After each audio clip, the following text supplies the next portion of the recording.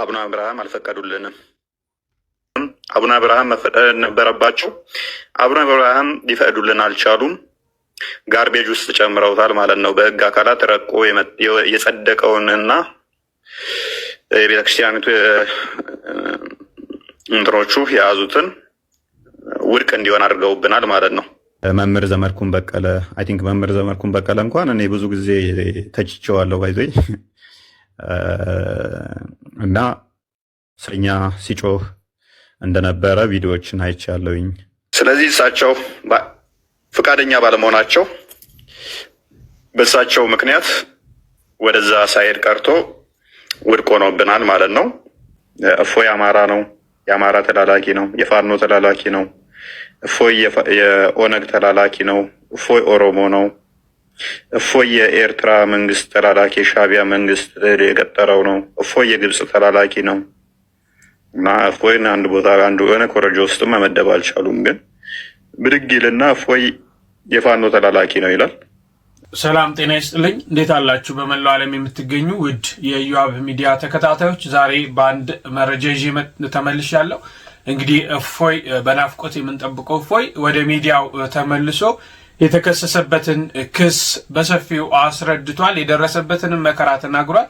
በጣም ከሁሉም ደግሞ ያሳዘነው ብፁዕ አቡነ አብርሃም በብፁዕ አቡነ አብርሃም የደረሰባቸውና እሳቸው አልቀበልም ብለው ያቀረቡትን ክስ ቀደው ጋርቤጅ ውስጥም እንደተናገሩ እንዳስገቡ ተናግሯልና ይህንን ነገር እንመለከታለን። እንግዲህ ያለንበት የሰሞነ ሕማማት ነው። እነዚህን ነገሮች ለማየት ብዙም እንኳን አመቺ ባይሆን ምናልባት ብፁዕነታቸውን የምትቀርቡ እሱንም የምትቀርቡ አንዳንድ የተዛቡ መረጃዎች ካሉ እነዚህን ነገሮች በጋራ አብረን እንድናጠራ ነው የተመለስኩት እንጂ በዚህ ወቅት ወደ እግዚአብሔር የምንሰግድበት የምናዝንበት የምንጸልይበት የሀዘን የለቅሶ ወቅት ነው በቤተ ክርስቲያናችን ስርዓት። እንዲህ አይነት ነገሮች ብዙም አስፈላጊ አይደሉም፣ ግን ካለው ወቅታዊ ሁኔታ አንዳንድ ነገሮችን በጋራ ማጥራት ስላለብን ነው። ልክ እንደተለመደው ይህ ቪዲዮ ለብዙዎች ደርሶ ብዙዎች መረጃውን እንዲያገኙ ላይክ አድርጉት። እግዚአብሔር ደግሞ እዚች ሰዓት ስላደረሰን ሁላችሁም በኮሜንት ሴክሽን ላይ እግዚአብሔር ይመስገን እያላችሁ ሀሳብ አስተያየቶቻችሁንም ጻፉ። እስቲ በቅድሚያ ምን አይነት ክስ ነው የተከሰተው? ከብፁዕ አቡነ አብርሃም ጋር ተያይዞች የተፈጠረው ነገር ምንድን ነው የሚለውን ከራሱ አንደበት እንስማ። ክስ መስርተውብን ነበረ። ታውቃላችሁ እንግዲህ ክስ የተመሰረተብን በዋናነት እኔ ሽብር ነው የተመሰረተብኝ ክስ በሽብር ነው። እንዲህ ቀላል ክስ አልነበረም የተመሰረተው። ሀገር አቋራጭ እንደ ዓለም ሊያስጠይቅ የሚችል ምናምን ብለው ነው ተሰባስበው ዝንጀሮ ጠባቂ የመሰሉ የጨጎፉ ተሰባስበው ክስ የመሰረቱብኝ ማለት ነው። እና እፎይ ያለ መረጃ ያወራል። ኮመንት እፎይ ያለ መረጃ አያወራም። ስለዚህ የመሰረቱብኝ ክስ የሚያስጠይቀኝ አልነበረም። የሆነባቸው ምክንያት ምንድነው? እሱ ክሱ ውድቅ ነው የሆነባቸው። ክሱ ውድቅ ነው የሆነባቸው። ተቀባይነት አላገኘም ክሳቸው ተቀባይነት አላገኘም። ስለዚህ ምንም በአሸባሪነት ከሰሱ፣ በአሸባሪነት አያስጠይቀውም። የራሳችሁን መጽሐፍ ነው ያነበበው።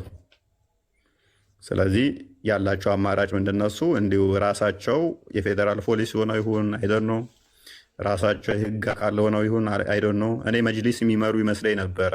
በዚህ ጋር ወጥቷል፣ በዚህ ጋር ገብቷል፣ ይታሰር ይያዝ ምናምን እያሉ ራሳቸው መግለጫ ያወጣሉ ማለት ነው። እስቲ ኮመንት ላይ አንድ ፖሊስ መግለጫ ያወጣብኝን አይታችኋል? የፖሊስን መግለጫ አይታችኋል? ራሳቸውን በምን ደረጃ እንደሚቆጥሩ በምን ደረጃ እንደሚያዩ አላቅም። ፍርድ ምን ነበረ አቪዬሽን ትራንስፖርት አየር መንገድ ሁሉ እንዳይበር ተከልክሏል። በራሳቸው እኮ ነው የሚወስኑት። አየር መንገዱ መስጊድ መሰላቸው መሰለኝ፣ የአባቱ መስጊድ በር መሰለው እንደሚዘጋ እና የሚከፍተው ማለት ነው። አየር መንገዱ እንዳይወጡ ተከልክሏል። አየር መንገድ ተከልክያለሁ ብሎ መግለጫ አውጥቷል። ሌሊት እኮ ነው ደግሞ የሚሉት። ይህን የሚያደርጉ ምንድነው? ገንዘብ መሰብሰቢያ ማለት ነው። እፎይም ማስያዣ እያሉ ገንዘብ እየሰበሰቡ ነበረ። አንድ ሙራድ የሚባል ገንዘብ ይሰበስባል። 50 ሺህ እያደረገ በየቀኑ እፎይን ለጠቆመ እያለ ገንዘብ ይሰበስባል። ያንን ገንዘብ መብያ ምን ብዬ ልንገራቸው ለሚለው ምንድን ነው የሚያቀርብላቸው? ዛሬ አየር መንገዱ ተከለከለ፣ ዛሬ እንዳይወጣ ተደረገ፣ እንዲህ ተደረገ እያለ ይሰክሳችኋል። ህዝቤ በቃ ብሯን ትሰጣለች ዝም ብላ ማለት ነው። እኔ ምንም እንደማታመጡ ስለማቅ ምንም የምታደርጉት ነገር የለም። እዚህ ግባ የምትባሉ አይደላችሁም። በቃ ተራ ናችሁ ለእኛ ያለ መረጃ ስለማናወራ ማለት ነው። ለዚህ ነው ገና አስቀድማችሁ ዋትሳፕ ላይ ገንዘቡን ስትሰበስቡ እኔ ያለሁት እዚህ ቦታ ነኝ ምንም አታመጡም ብዬ ቪዲዮ ፎቶ ተነስቼ ለቀኩላችሁ እኮ ለዛ ነው። ተጠፍሬ ቆሻሻ የዘለለ ስለማላያችሁ ነው። ፎቶ ተነስቼ ይኸው እዚህ ቦታ ነኝ ያለሁት። ለምን ለጠቆመ ብላችሁ ገንዘብ ትሰበስባላችሁ? በድብቅ ብዬ የለቀኩላችሁ ፎቶ ማንም መረጃ እንደዚህ ቦታ ነው ቤቱ እንደዚህ ነው ራሴ ያለ ፎቶ የለቀኩላችሁ ምንም እንደማታመጡ ስለማቅ ማለት ነው። ብገለኝ እንጂ ሌላ ምንም አታመጣም። እኔ ደግሞ ሞት የምፈራ ሰው አይደለሁም። ስለዚህ በዚህ መጠን ሄደው ነበረ። በዚህ መልኩ ውድቅ የነሱ ሆኖባቸዋል። በዚህ መካከል ግን ትልቅዬ ችግር ገጥሞን ነበር። እኛ ምንድነው እሱ አድቫንቴጅ እንይዝ ነበረ። ክስ መስርተን ለመመስረት የህግ አካላቶች በሞላ አብረውን ነበሩ፣ ጠበቆቻችን አብረውን ነበሩ። ስለዚህ እኛ ደግሞ እነሱ መክሰስ እንችል ነበረ። ስለዚህ ያደረግነው ምንድነው እሱ ይህንን አጋጣሚ ተጠቅመን የእነሱ ክስ ወድቅ ሆኗል፣ እኛ ክስ መክሰስ እንችላለን። ስለዚህ ወደ ክስ ነው ቀጥታ የገባ ነው። ክስ ገባን። ከህግ አካላቶች ጋር በሙሉ ተመካከርን። እያንዳንዱን መረጃዎች ሰበሰብን። ቪዲዮ ወደ 100 ቪዲዮ ተሰበሰበ። መጽሐፍቶች ወደ 150 መጽሐፍቶች ክርስትና ላይ የተጻፉ ክርስትናን የሚያንቋሽሹ በክርስትና ላይ የተነገሩ ጽርፈቶችን እንዳለ ሰበሰብን። በጣም አድካሚ ነው እነኝም መጽሐፍቶች መሰብሰብ፣ እነኝም መረጃዎች መሰብሰብ በጣም አድካሚ ነበረ እና እንግዲህ ምን ሊመጣ ነው ብላችሁ ጠብቁ። ስለዚህ ባክፋየር ማድረግ እንችላለን። እያንዳንዳቸው ተጠያቂ የሚሆኑበትን ያላወጣናቸው እዚህ ቪዲዮዎች ብዙ ቪዲዮዎቻቸው መረጃዎችን ሰበሰብን፣ ብዙ መጽሐፍቶችን ሰበሰብን። ከዛ እነኚህ ወደ መግለጫም ከመውጣታቸው አስቀድሞ እንደ ኢትዮጵያ ኦርቶዶክስ ሃይማኖት ቅድሚያ ምንድነው እሱ ቋሚ ሲኖዶሱ መመልከት ነበረበት። ቋሚ ሲኖዶሱ እንዲመለከት እንትኖቹ መግለጫዎቹ ተጻፉ፣ እያንዳንዳቸው እንትን ተባሉ፣ ወደዛ እንዲመራ ከህግ አካላትም ከቤተክርስቲያኒቱ ህግ አካላትም መመሪያ ተሰጠ፣ ወደዛ እንዲሄድ ሆነ ማለት ነው። እናንተም ስጠብቁ ነበረ፣ ያው መግለጫ ይሰጣል እያላችሁ ስጠብቁ እንደነበረ አስታውሳለሁኝ። በጉጉት እየጠበቃችሁ ነበር፣ ከነገ ዛሬ መግለጫ ይወጣል እያላችሁ ማለት ነው። ከዛ በኋላ ምንድነው የሚሆነው? በሚያሳዝን ሁኔታ ቋሚ ሲኖዶስ ጳጳሳቶቹ ፈቃደኛ ነበሩ። ህጉን ወደኛ አምጡት እኛ እናጸድቀዋለን፣ ክስ እንመሰርታለን ብለው ፈቃደኛ ነበሩ። ነገር ግን ወደዛ ለመድረስ ስራ ምክትል እንትኑ ወደዛ መምራት ነበረባቸው። አቡነ አብርሃም አልፈቀዱልንም። እሳቸው ባለመፍቀዱ በህግ አካላት በቤተክርስቲያኒቱ እንትን እያንዳንዱ የጸደቀውና እነሱን ሊያስጠይቃቸው የሚችልበትን አጋጣሚ እኛ መክሰስና እነሱን ተጠያቂ ማድረግ ምንችልበትን ውድቅ እንዲሆን ሆኗል ማለት ነው። ሜቢ ይሰማለኝ ስታክ አድርጓል። እኔ ጋ ይሰማል። ኦኬ ይሰማለሁ። ስለዚህ እሳቸው ፈቃደኛ ባለመሆናቸው በእሳቸው ምክንያት ወደዛ ሳይሄድ ቀርቶ ውድቅ ሆኖብናል ማለት ነው። የሊቃውንት ጉባኤ እንትኖች ኦኬ፣ አንዴ ቲክቶክ እንትን እያለ ነው። እሰማለሁ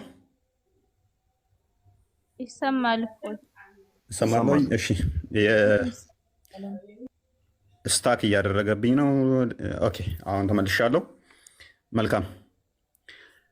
የሊቃውንት ጉባኤ እንትኑም አምጡ ወደኛ የተነሱትን ጽርፈቶች ምላሽ የሚያስፈልጋቸውንም ምላሽ እንሰጣለን፣ በህግ የሚጠየቁትንም በህግ እንጠይቃለን ብለውን ነበረ። እንግዲህ ወደዛ ለመሄድ አሁንም አቡነ አብርሃም መፈቀድ ነበረባቸው። አቡነ አብርሃም ሊፈቅዱልን አልቻሉም። ጋርቤጅ ውስጥ ጨምረውታል ማለት ነው። በህግ አካላት ረቆ የጸደቀውንና የቤተክርስቲያኒቱ እንትኖቹ የያዙትን ውድቅ እንዲሆን አድርገውብናል ማለት ነው። ስለዚህ ያለው አማራጭ በህግ እኛ መክሰስ እንዳንችል አቡነ አብርሃም አግደውናል፣ ከልክለውናል። እሱን ለምንድን ነው ያደረጉት? ደውላችሁ ጠይቋቸው። ምናውቀው ነገር የለም። ነገር ግን መጨረሻ ላይ የህግ አካላትም ይህንን ኬዝ የቤተክርስቲያኒቱ የህግ አካላትም እንዳይከሱት ወይንም ደግሞ ወደዛ እንዳይሄዱም ክልከላ እንደተደረገባቸው በኋላ ላይ ሰምቻለሁኝ። ይህንን ያደረጉት ያው ከእሳቸው ጋር በተያያዘ ነው። እሳቸው ለምን አደረጉት? በፊት ጠንካራ እንደሆኑ እኔ የምወዳቸው አባት ናቸው። ማቀው ነገር የለም። ነገር ግን በኋላ ላይ ለራሳቸው ኬዝ ፈልገውት ስልጣን ማግኛ ማለት ነው፣ ከመንግስት ጋር መደራደሪያ። ይኸው እኔ እንደዚህ እየተበደልን እኔ ነኝ የማረግበው ነገር ለማለት ይመስላል። ማለትም ያው ቤተክርስቲያን እየተሰደበች እኔ ዝም እያልኩ ነው እንጂ ሊከሱ ይፈልጋሉ። ስለዚህ እኔ ነኝ ማረጋጋው ለማለት ደህንነቶችን ሰብስበው መረጃዎቻችሁን ስጡን፣ ደህንነቶች ይመጣሉ ብለውን ነበረ። የአቡነ አብርሃም ጻፊያቸው ይህንን ነግሮን ነበረ። አይ ባትከሱ ጥንቅር ብላችሁ ቅሩ፣ መረጃዎቻችንን አንሰጣችሁም፣ ከፈለጋችሁ ራሳችሁ ሰብስባችሁ እንደ አዲስ ክሰሱ፣ አንሰጥም በቃ መረጃዎቻችንን እኛ ትተናል፣ ክሱን ከእናንተ ጋር ባለን ሁኔታ በእንደዚህ አይነት ሁኔታ እናቋርጣለን በሚል አቋርጠናል ማለት ነው። ያለው ሁኔታ ይህን ይመስላል። አሁን ያለነው እንደዚህ አይነት ሁኔታ ነው።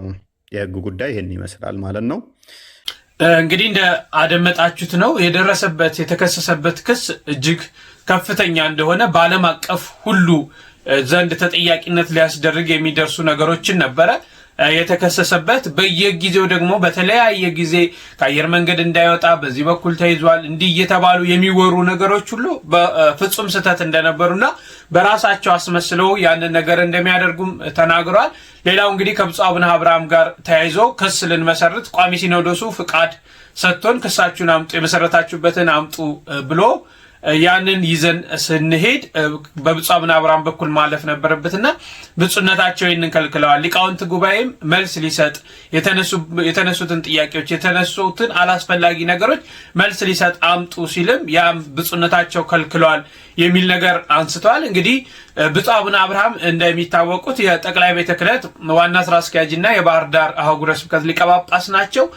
እንግዲህ በቅዱስ ሲኖዶሱ ላይ ያው ጠቅላይ ስራ አስኪያጅ ስለሆኑ ሰፋ ያለ ድምጽ የተለየ ከሌሎቹ የተለየ ድምጽ ባይኖራቸው የተለያዩ ነገሮች በእሳቸው በኩል ያልፋሉ። ብፁዕነታቸው በተለያየ ጊዜ ስለ ቤተክርስቲያናችን ሲከራከሩ ስለ ቤተክርስቲያናችን ውጪ ሆነው ቀድመው በመገኘት ድምጽ ሲሆኑ የምናውቃቸውና በምዕመናኑ ዘንድ እጅግ ተወዳጅነት ያላቸው ብፁዕ ሊቀ ጳጳስ ናቸው።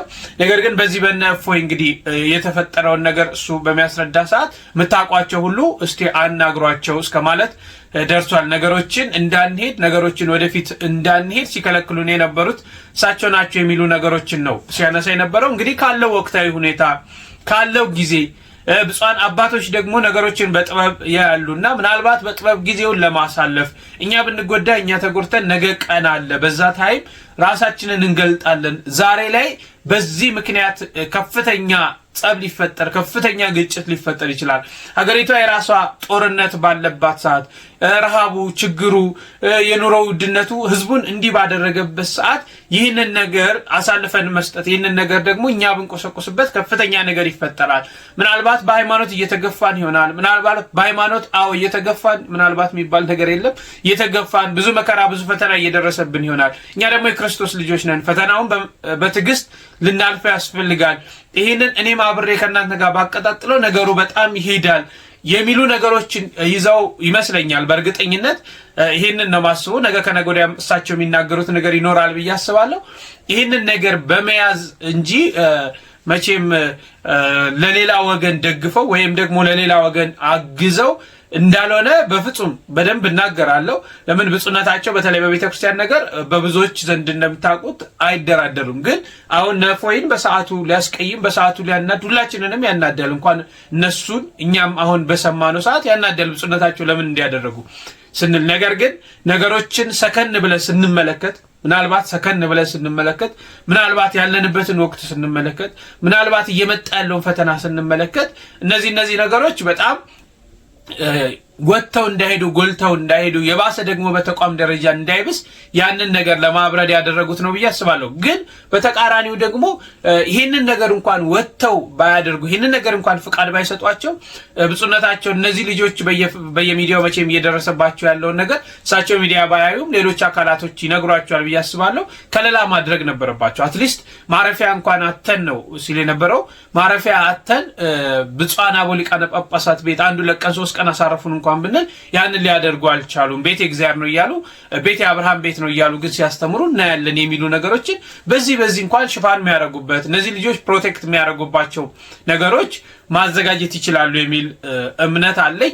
ያኛውን ምናልባት በበጎ ብናየው ይሄ ግን ሁለቱንም በበጎ ይታያል የሚል እምነት የለኝም። እንዲህ አይነት ነገሮችን ማድረግ ያው ያስፈልግ ነበር። አባቶች ለምን እንዲህ እንዳደረጉ ወደፊት ከብፁዕነታቸው የምንሰማው ይሆናልና መቼም ብፁዕነታቸው ለቤተክርስቲያን የሚቆረቆሩ አባት ናቸውና በዚህ ደረጃ ተንኮል አስበው ነው የሚል እምነት የለኝም። ምናልባት ስህተት ከሆንኩም ልታረም እችላለሁ። እሺ እንግዲህ ምንድነው የደገፏቸውን አካላቶች የተፈረጁበትን እንዲሁም ደግሞ ድምጽ የሆኗቸው መናፍቃኖችም አንዳንድ ነገር በዚሁ በእፎይ ቤት ሲናገሩ ነበር። እፎይ አማራ ነው፣ የአማራ ተላላኪ ነው፣ የፋኖ ተላላኪ ነው። እፎይ የኦነግ ተላላኪ ነው። እፎይ ኦሮሞ ነው። እፎይ የኤርትራ መንግስት ተላላኪ ሻቢያ መንግስት የቀጠረው ነው። እፎይ የግብፅ ተላላኪ ነው እና እፎይን አንድ ቦታ አንዱ የሆነ ኮረጆ ውስጥ መመደብ አልቻሉም። ግን ብድግ ይልና እፎይ የፋኖ ተላላኪ ነው ይላል። እፎይ የብልጽግና ተላላኪ ነው ይላል። እፎይ የኦነግ ተላላኪ ነው ይላል። ምንም መረጃ የላቸውም። ግን የማንም ተላላኪ እንዳልሆንኩ ስለማውቀው ማለት ነው። እና በዚህ መጠን ኦርቶዶክሳውያን ሆናችሁ በተቻላችሁ መጠን ጥንቃቄ አድርጉን። ለእኔ ችግር የለውም። ራሴን እስከማውቀው ድረስ አይደለም ኢትዮጵያ ውስጥ ያለን ብሔር ከኢትዮጵያ ውጭ ያለንም ብሔር መምህር ዘመድኩን በቀለ አይ ቲንክ መምህር ዘመድኩን በቀለ እንኳን እኔ ብዙ ጊዜ ተችቼዋለሁ ባይዘይ እና ሰኛ ሲጮህ እንደነበረ ቪዲዮዎችን አይቻለሁኝ እና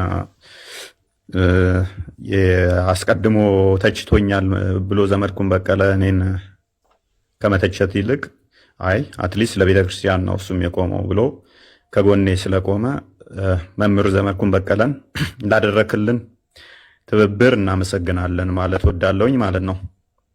በጣም ከባድ ዛቻ ነበረ። አንተ ፕሮቴስታንት ሆነ እንዴት ነው እንደዚህ ድምፅ የምትሆነው ምናምን ሲባል ኢትስ ናት አባውት ቢይንግ ፕሮቴስታንት ምዕመናን ፕሮቴስታንት ስለመሆን ምናምን አይደለም። እዚህ ጋር እንዲጠፋ የተፈለገ ስም አለ። ዝም ለማሰኘት የተፈለገ አካሄድ አለ። በቃ ሊገባን የሚገባው ይሄ ነው። እኛ ዝም ያለን ጊዜ የእኛ አፍ በተዘጋ ጊዜ ቀጥሎ የሚዘጋ ነገር አለ። ኦኬ፣ ቀጥሎ የሚዘጋ ነገር አለ። ቀና ብለን እንዳንሄድ ሊደረግ የሚችል ነገር አለ። ኦኬ፣ እፎይ ኢየሱስ ክርስቶስ አምላክ ነው ሲል እኔ አምላክ ነው ብዬ የምጠራውን አምላክ ነው አምላክ ብሎ እየጠራ ያለው። ኦኬ፣ እፎይ እዚህ ጋር መጥቶ ስላሴን ዲፌንድ ሲያደርግ እኔ ማምነውን ስላሴ ነው ዲፌንድ እያደረገ ያለው። በቃ እቺ በቂ ናት። ሌላውን በቤት ውስጥ እናወራለን። እርስ በርስ የምንፋጭባቸውን ነገሮች እንፋጭባቸዋለን፣ ችግር የለውም።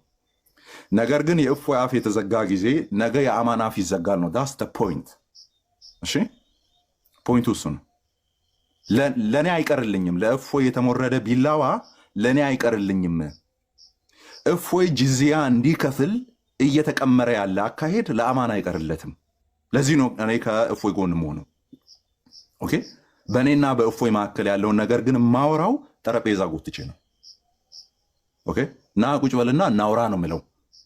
እፎይ እኔ ጋር ሲመጣ ገጀራ ሞርዶ አይደለም የሚመጣው፣ መጽሐፍ ገልጦ ነው የሚመጣው። መጽሐፍ ቅዱስ ገልጦ ነው የሚመጣው። አወራለሁ ከሱ ጋር ነገ ቁጭ ብዬ። ነገ ግን መጽሐፍ ቅዱስ ይዤ መጥቼ የማላወራው አካል ጋር ነው ፊት ለፊት እየተጋፈጥን ያለ ነው። ዳስዋይ ከእፎይ ጋር ሆነው የኔን አምላክ ነው ዲፌንድ የሚያደርገው። በስጋ የተገለጠውን ጌታዬ ነው ዲፌንድ የሚያደርገው፣ የሚሞግተው ማለት ነው።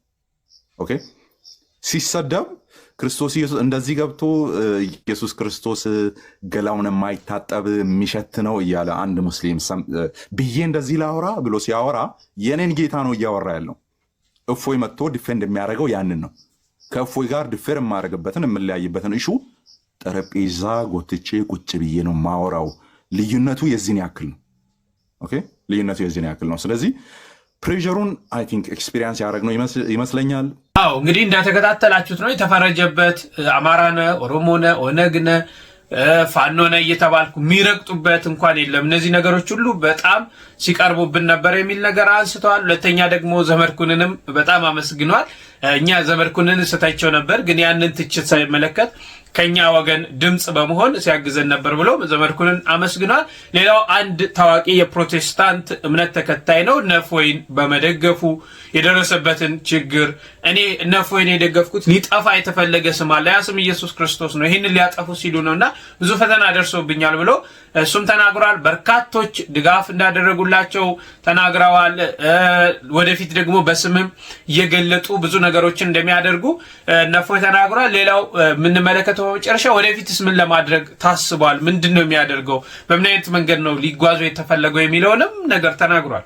ተገብረው ያልዘገነናችሁ እፎይ ሲያነበው ሊቀፋችሁ አይገባም፣ ሊቀፋችሁ አይገባም። ደግሞም አነበዋለሁ፣ ደግሞም እናነበዋለን፣ ደጋግመን እናነበዋለን። ቢቀፋችሁ ምን እናደርግ ካዳ?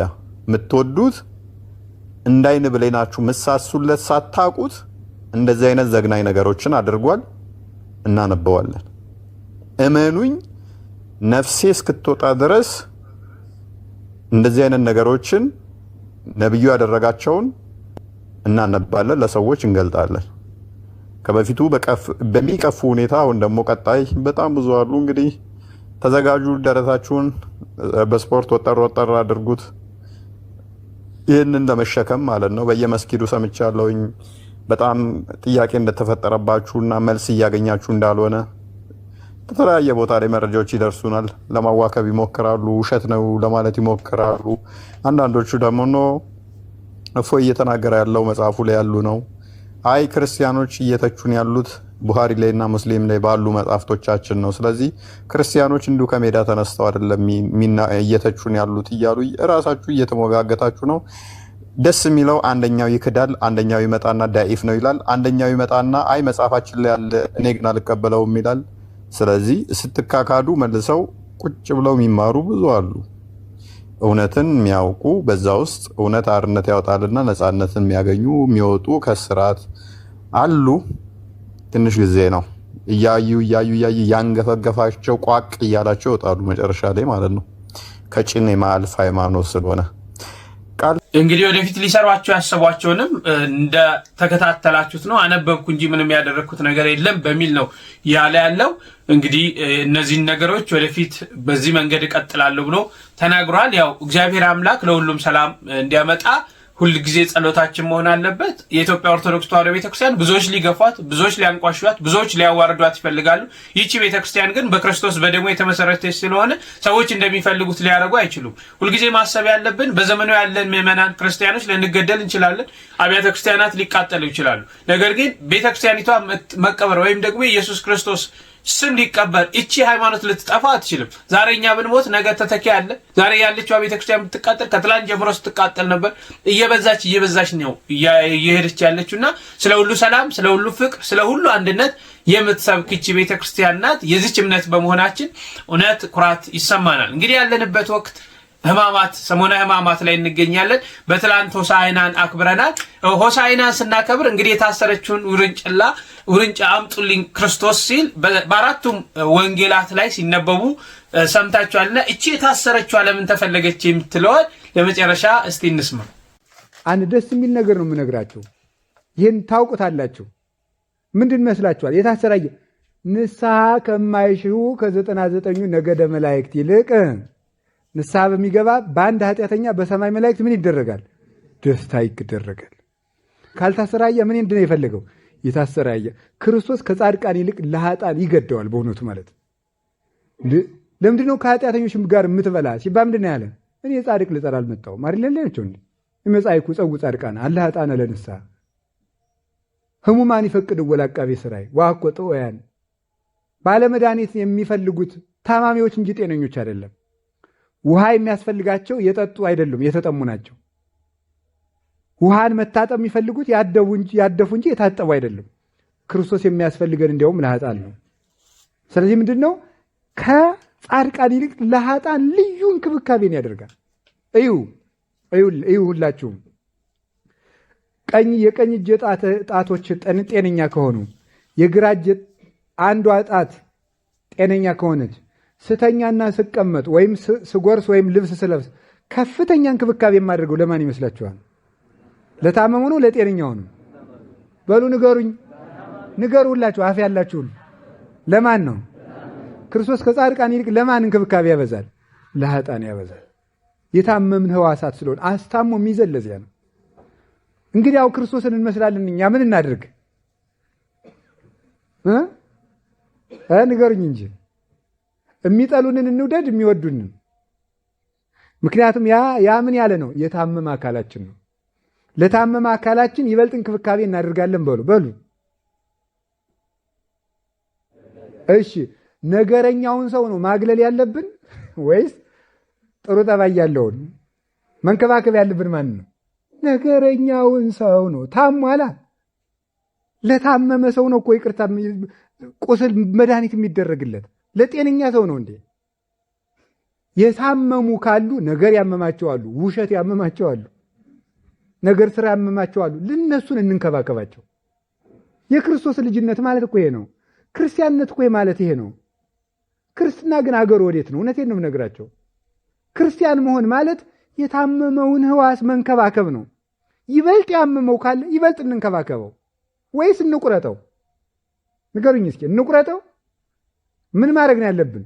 እንደዚያ ነው ማድረግ ያለብን። ማስታመም ማለት ይሄ ነው። በእውኑ ክርስቶስ ታምሜ ያልጠየቃችሁኝም የሚል ቁርጠትና ፍልጠት ያመመውን ሰው ብቻ አድሮ እግዚአብሔር ይማረ። አሁን የኢትዮጵያውያን የታመመ ጠይቅ አለብን። እየዞረ እኮ ነው እግዚአብሔር ይማረ። ሆስፒታል ሰው ደግሞ አንዳንድ ሰው ሲመጻደቅ ሆስፒታል አቅዶ ሸጋ ነው ይደነጋል። እግዚአብሔር ይማራችሁ። በኋላ ማታ መጥተው ለጎረቤት ሆስፒታል እጅ ስጠይቅ እየመጣው ግን እነሱ በነገር የወጉት ሰው ስንት አለ። ያንን ግን አልጠየቁትም። ማስታመም ማለት ይውላችሁ የታመመ መጠየቅ ማለት ራስ ፍልጠት ሆድ ቁርጠት አሞት የተኛውን ሳይሆን ነውር ያመመውን ሰው ሁሉ ማስታመም አለብን። ነውር ያመመውን ነገረኛ የሆነን ሰው ማስታመም አለብን የለብንም? ንገሩኝ እንጂ። እንግዲህ ይህንን አድርጓ ሂዱና አድርጉት። አንተ ምንድን እናድርግ አይደል ያለው ጌታ።